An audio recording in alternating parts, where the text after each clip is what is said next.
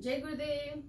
आज हम लोग विभूति पाठ के सूत्र नंबर 11 और 12 का अध्ययन करने वाले हैं। सूत्र नंबर 11 हमें क्या कहता है? सूत्र नंबर 11 कहता है सर्वार्थता, एकाग्रता, क्षय और उदय, चित्तस्य समाधि परिणाम। इससे पहले हमने निरोध परिणाम समझा था। निरोध परिणाम में श्री पतंजलि जी कहते हैं कि व्युत्थान संस्कार का आपका दबना और निरोध संस्कार का उत्पन्न हो जाना, उठना, ये निरोध परिणाम कहलाया जाता है। और उस समय क्या होता है कि ज्ञान जो होता है वो निरुद्ध हो जाता है, ज्ञान नहीं रहता, ज्ञान निरुद्ध होता है। यहाँ इस अवस्था में क्या बोलते हैं कि सर्वार्थता और एकाग्रता। सर्वार्थता किस चीज की? तो बोलते हैं जब चित्त विषयों के प्रति, उसका विषयों की तरफ जब चित्त होता है तो वो चित्त का सर्वार्थता कहलाया जाता है। और जब चित्त विषयों से हट जाता है तब वो चित्त का एकाग्रता कहलाया जाता है। तो चित्त का सर्वार्थता यानी विषयों से हटकर एकाग्रता की तरफ हो जाना, यानी सर्वार्थता को क्षय हो जाना और एकाग्रता का उदय हो जाना, ये चित्त की अवस्था जो होती है वो चित्त की समाधि परिणाम कहलाई जाती है। यहाँ पे महर्षि पतंजलि जी क्या कहना चाहते हैं कि चित्त की अवस्था है समाधि के अंदर। इसके अंदर क्या है? पहले वाले निरोध समाधि परिणाम में क्या था कि व्युत्थान संस्कार रोक दिए और निरोध संस्कार उत्पन्न हो गए। यहाँ पे विषय की तरफ जो चित्त था वहां से हटकर एकाग्रता की तरफ चित्त पूरा हो गया। तो अब यहाँ पे जो परिणाम प्राप्त हुआ वो कौन सा परिणाम हुआ? समाधि परिणाम हुआ। यहाँ पे चित्त क्या है? एकाग्रता की तरफ हो गए, एकाग्रता की तो उसके उदय हो गए और सर्वार्थता जो विषय की तरफ जो चित्त का था परिणाम, वो चित्त का क्या हो गया? क्षय हो गया। यानी सर्वार्थता का हटके एकाग्रता का उदय होना, ये चित्त का समाधि परिणाम कहलाया जाता है। अब वो बोलते हैं ततः पुनः शांत उदित तुल्य प्रत्यय चित्त से एकाग्रता परिणाम है। तो यहाँ पे वो एक बात और कहते हैं, ततः क्या? समाधि परिणाम। ततः का मतलब यहाँ पे क्या बोलते हैं? समाधि परिणाम।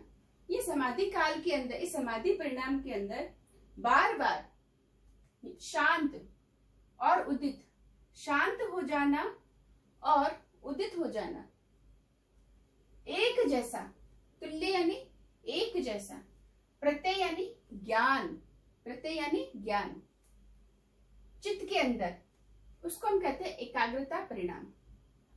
महर्षि पतंजलि कहते हैं कि समाधि परिणाम के अंदर, समाधि परिणाम अवस्था हो गई चित्त की, जहां पे चित्त क्या हो गया?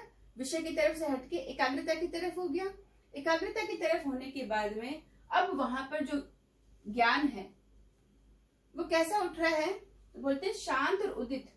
शांत होता है और वही ज्ञान, जो ज्ञान शांत हो रहा है वही ज्ञान उदित हो रहा है, जो ज्ञान शांत हो रहा है वही ज्ञान उदित हो रहा है। एक जैसा ज्ञान, एक जैसा। ऐसा नहीं कि अभी तो ज्ञान एक विषय का लिया, फिर ज्ञान दूसरे विषय का, फिर ज्ञान नहीं, एक ही विषय का, ध्येय विषय, जो ध्येय विषय किया उसी ध्येय विषय का ज्ञान शांत और फिर उदित होता है, शांत होता है फिर वापस वही ज्ञान आता है, फिर शांत होता है फिर वही ज्ञान। एक जैसा ज्ञान, सेम ज्ञान, समान ज्ञान, तुल्य एक जैसा ज्ञान चित्त के अंदर शांत और उदित होता रहता है। वो उसे क्या कहते हैं? हम एकाग्रता परिणाम कहते हैं। उसे हम कहते हैं एकाग्रता परिणाम। महर्षि पतंजलि जी कहते हैं कि स्वार्थता का दबना, क्षय होना और एकाग्रता का उदित होना, ये साथ साथ चलते हैं।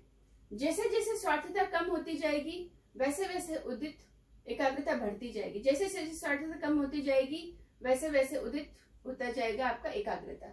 मतलब हर एक क्षण में, जैसे इस क्षण में स्वार्थता कम हुई तो इस क्षण में उदितता बढ़ गई, इस क्षण में स्वार्थता कम हुई, इस क्षण में उदितता बढ़ गई, इस क्षण में स्वार्थता कम हुई, इस क्षण में उदित हो गई, इस क्षण में कम हुई, इस क्षण में उदित हो गई। तो कहना चाह रहे हैं कि यहाँ से तो स्वार्थता कम हुई और वहां से एकाग्रता बढ़ी, यहाँ से कम, यहाँ से बढ़ी। तो ये साथ साथ चलता रहता है, क्रम के अंदर, क्षण में चलते हैं, हर क्षण में, इस क्षण में कम, इस क्षण में उदित। तो बोलते ये जो समाधि परिणाम प्राप्त हो जाता है, उस समाधि परिणाम के बाद में शांत और उदित होते रहते हैं क्या? तुल्य एक जैसा ज्ञान, उस चित्त की अवस्था को बोलते हैं एकाग्रता परिणाम। तो चित्त के तीन अवस्थाएं बता दी, तीन बताए। कौन कौन से? चित्त का एक तो हमारा बताया निरोध परिणाम, समाधि परिणाम, फिर चित्त की समाधि परिणाम और फिर चित्त का एकाग्र परिणाम। तो ये तीनों चित्त के हमने परिणाम समझे। परिणाम का अर्थ होता है जहां पर चित्त के अंदर परिवर्तन होता है, कितना परिवर्तन होता है। तो बोलते हैं एकाग्रता और स्वार्थता। तो बोलते हैं महर्षि पतंजलि जी कि चित्त धर्मी है। चित्त क्या है? धर्मी है। चित्त के अंदर इनका उदय होना और इनका अस्त होना, ये दोनों उनके धर्म है।